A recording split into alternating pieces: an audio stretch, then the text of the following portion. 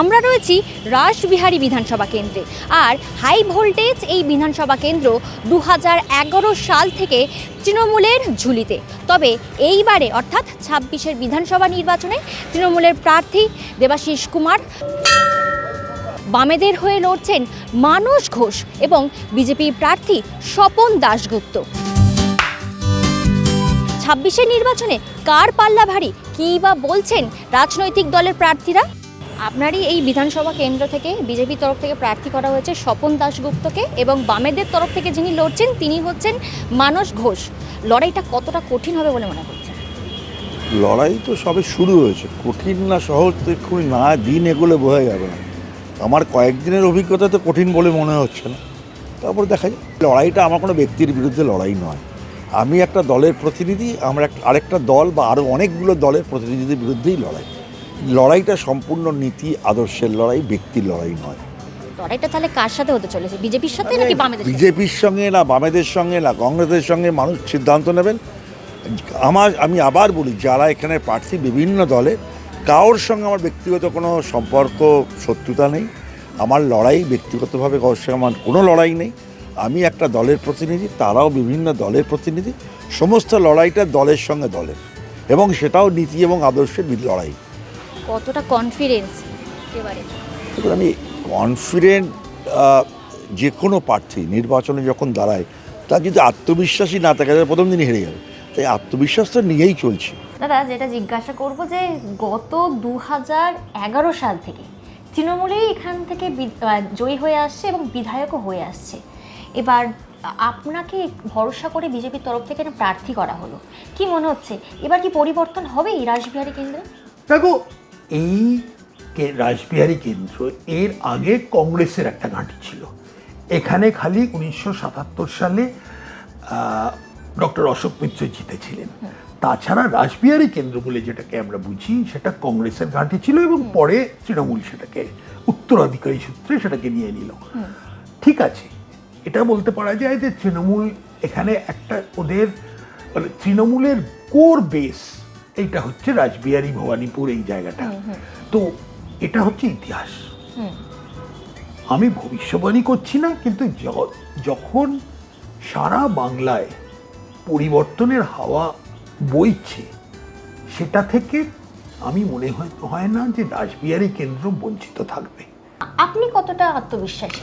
দেখো, নির্বাচনে যখন কেউ নামে জিতবার জন্যই তো আসে।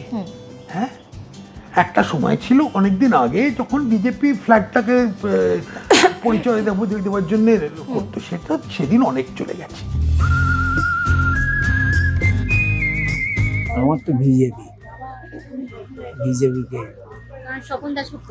হ্যাঁ, টিএমসি জিতবে, আর কে জিতবে? আমাদের দেবাশিস দা ভালো কাজ করে, উনি জিতবে। দেখা যাক, যাকে ভালো লাগবে তাকেই দেবো।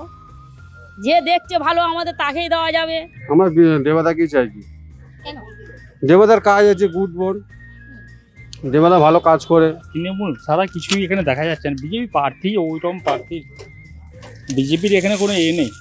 এখানে বিজেপিরটা একটু বেশি আছে। মানে বলছেন যে স্বপন দাশগুপ্ত তার হওয়ার চান্সটা? সেটা এখন ইকুয়েশন অনেকগুলো প্যারামিটারের উপর ডিপেন্ড করছে, কতটুকু মানে মানুষ বেরোতে পারবে ভোট দিতে, কতটুকু তার নিজের ভোট নিজে দিতে পারবে, তার উপর ডিপেন্ড করছে। কোনো একজন যোগ্য ব্যক্তি সে আমায় ভোট দিতে পারে, নাও দিতে পারে। প্রত্যেকটা মানুষের ভোটের অধিকার থাকা উচিত, এবং সেই কারণেই মাননীয় মুখ্যমন্ত্রী সুপ্রিম কোর্ট অবধি গেছেন। আমরা চাই প্রত্যেকটা জেনুইন ভোটার যেন ভোটার লিস্টে থাকে। আমাদের দল তো বিকেল 4টে থেকে 5টাতে ভুতুরে ভোটদের ভোট দেওয়াতে যায় না। তাই জন্য আমি মনে করি না যে এটাতে আমাদের কোনো স্পেশাল লাভ হবে বা কোনো স্পেশাল লোকসান হবে। যেটা হবে, যদি পুরো জিনিসটা সম্পন্ন হয় ঠিকমতোভাবে, তাহলে একটা সুষ্ঠু নির্বাচনে যেখানে নিজের ভোট মানুষ নিজে দিতে পারবে, এই কালচারটা, সুষ্ঠু নির্বাচনের যে কালচারটা পশ্চিমবঙ্গে আনার অনেক দিনে লোকের একটা আশা ছিল যে একটা আসবে, যে ভোটের দিনে একটা হুজ্জতি হবে না, একটা উৎসব হবে। বলছে যত করবো হামলা তত জিতবে, ওই তৃণমূলই আসতে পারে। এখান থেকে তো যেটা সম্ভাবনা যতদূর সম্ভব বিজেপি প্রার্থীর আছে, কারণ সবাই পরিবর্তন চাইছে, সুতরাং পরিবর্তনের দিকে সবাই তাকিয়ে রয়েছে। আশা করি বিজেপি এখান থেকে লিড নেবে বেশি। নতুন সরকার আসবে, চাকরি বাকরি পাবো, চাকরি করব। এই দুর্নীতিগ্রস্ত সরকারের আর প্রয়োজন নেই। বাংলার মানুষ খুব অসহায়ের মধ্যে রয়েছে। আমরা এডুকেশন সমাজ, তো আমরা এর উপলব্ধিটা করতে পারছি। পরিবর্তন মানুষ চাইলে তো সেইভাবে চাইলে তবে হবে, না চাইলে কি করে হবে? দেবাশিস কুমারের সম্ভাবনাটাই বেশি আছে। যে আছে সেই হবে। হ্যাঁ হ্যাঁ হ্যাঁ, এখানে যা কাজকর্ম করেছে খুব শান্তিপূর্ণ কাজ করেছে, গরিবের পেটে ভাত দিয়েছে। হ্যাঁ, এখানে যা হচ্ছে এখানে কোনোদিন কেউ আসেনি আর আসবেও না।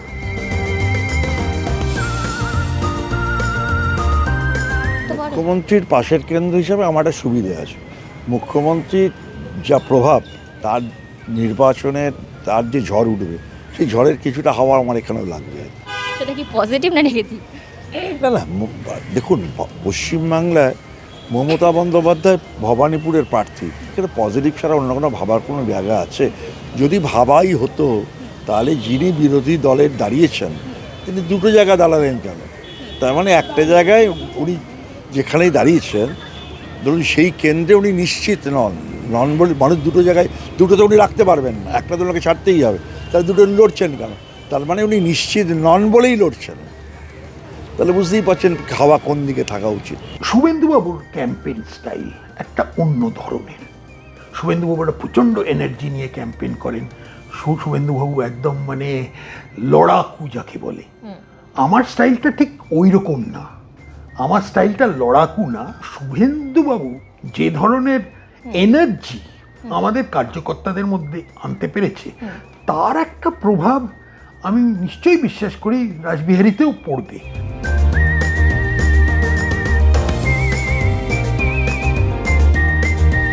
এখানে দিদি থাকবে, পশ্চিমবঙ্গে দিদি থাকবে। আমি কি জানবো, পাবলিক জানবে, আমি কি জানবো? পরিবর্তন হলেও আমাকে বিড়ি বিক্রি করতে হবে, পরিবর্তন না হলেও আমাকে বিড়ি বিক্রি করে খেতে হবে। বলা হয় রাসবিহারী বিধানসভা কেন্দ্র তৃণমূলের গড়, তবে 26-এর বিধানসভা নির্বাচনে এই গড় কি বিজেপির হাতে যায়, নাকি তৃণমূল আবারও ফুল ফোটায়? এখন সেটাই দেখার। ক্যামেরায় শুভজিৎ মুখোপাধ্যায়ের সঙ্গে প্রিয়াঙ্কা পাত্রের রিপোর্ট, সংবাদ প্রতিদিন.in।